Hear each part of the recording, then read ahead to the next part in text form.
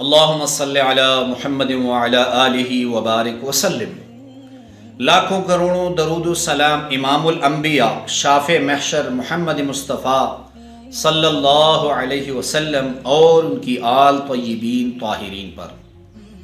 حضرت موسیٰ علیہ السلام کو کلیم اللہ اس لیے کہا جاتا تھا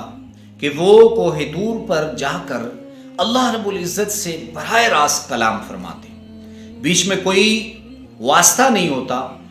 اللہ رب العزت براہ راست سیدنا موسیٰ علیہ السلام سے مخاطب ہوتے۔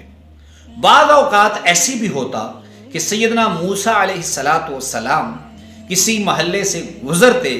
تو آپ کا امتی کہہ دیتا، اے موسیٰ آج جب تم کوہ طور پہ جاؤ گے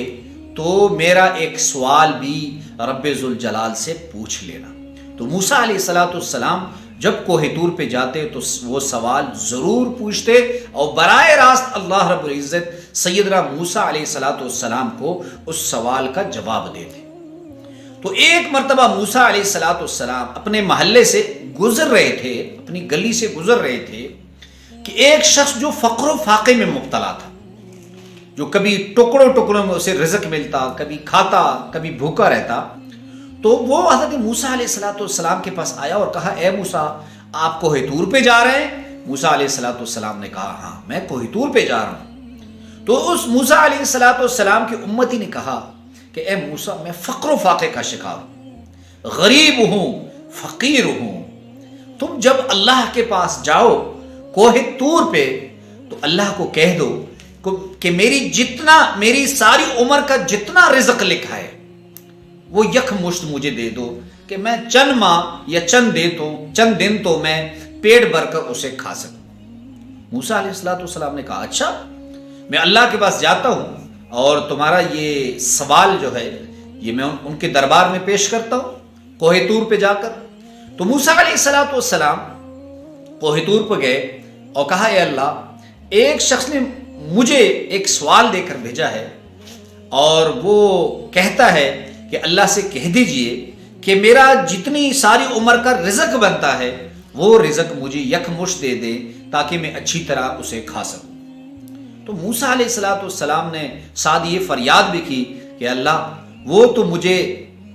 تیرا محبوب بندہ سمجھتے ہیں، یا اللہ میری لاج رکھ لے۔ تو اللہ نے فرمایا، میں نے تمہاری یہ اپیل یا یہ درخواست قبول کر لی۔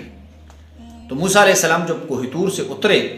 اور اس شخص کے گھر کے سامنے سے گزرے تو اناج کا ایک ڈھیر اس کے گھر کے سامنے لگا ہوا تھا۔ چند دن بعد موسیٰ علیہ السلام دوبارہ وہاں سے گزرے تو اناج کا جو ڈھیر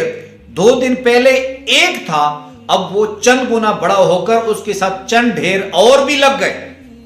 تو موسیٰ علیہ السلام حیران ہوا کہ میں نے تو رب سے درخواست کی تھی کہ یک مشت سارا رزق دے دے، یہ پھر اللہ رب العزت اس کو تھوڑا تھوڑا دے رہے ہیں۔ تو موسیٰ علیہ السلام کوہ طور پہ پہنچے اور اللہ سے کہا، اے اللہ میں نے تو آپ سے درخواست کی تھی کہ اس شخص کو اپنی ساری عمر کا رزق جو ہے وہ یک مشت دے دیں، آپ پھر اس کو یا اللہ تھوڑا تھوڑا دے رہے ہیں، لگتا ہے میری درخواست قبول نہیں ہوئی۔ تو اللہ رب العزت نے فرمایا، اے موسیٰ میں نے تمہاری درخواست کی طرح جس طرح تم نے درخواست کی تھی میں نے سارا رزق جو ہے یک مشت اس کو دے دیا، لیکن اس شخص نے میرے ساتھ تجارت شروع کی، جب میں نے یک مشت اسے رزق دیا اس نے غریبوں فقیروں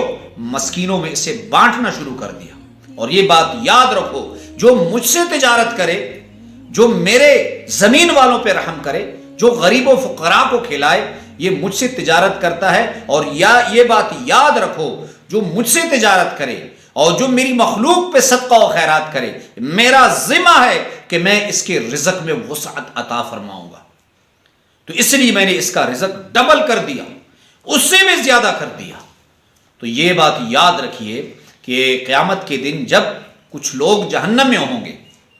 تو فرشتے ان سے پوچھیں گے کہ تم جہنم میں کیوں آئے ہو؟ بھائی تم تو مسلمان بھی تھے، کیوں آئے ہو؟ تو وہ 2 باتیں کہیں گے، قالوا لم نکن من المصلین ولم نکن نطعم المسکین، نہ ہم نماز پڑھتے تھے نہ غریب و فقیروں کو کھلاتے تھے۔ تو اگر آپ چاہتے ہو کہ آپ کے مال میں برکت آئے، آپ کا فقر ختم ہو، نسلوں کی آپ کی غریبی ختم ہو، اور اگر آپ چاہتے ہیں کہ آپ کی بیٹی کی شادی ہے، پیسے کم ہیں، بیٹے کی شادی ہے، پیسے کم ہیں، مکان نہیں بن رہا، پیسے کم ہیں، یا کوئی اور مسئلہ ہے، تو اپنی توفیق کے مطابق ایسے صدقہ دیں کہ اس ہاتھ سے دے اور اس ہاتھ کو اس کا علم نہ ہو. اور اس کی میری غرض یہ ہے کہ ایسا صدقہ دے، رات کی تاریکی میں دے کہ کوئی آپ کو دیکھ نہ سکے، وہ تجارت خالص آپ کی اللہ کے ساتھ ہو.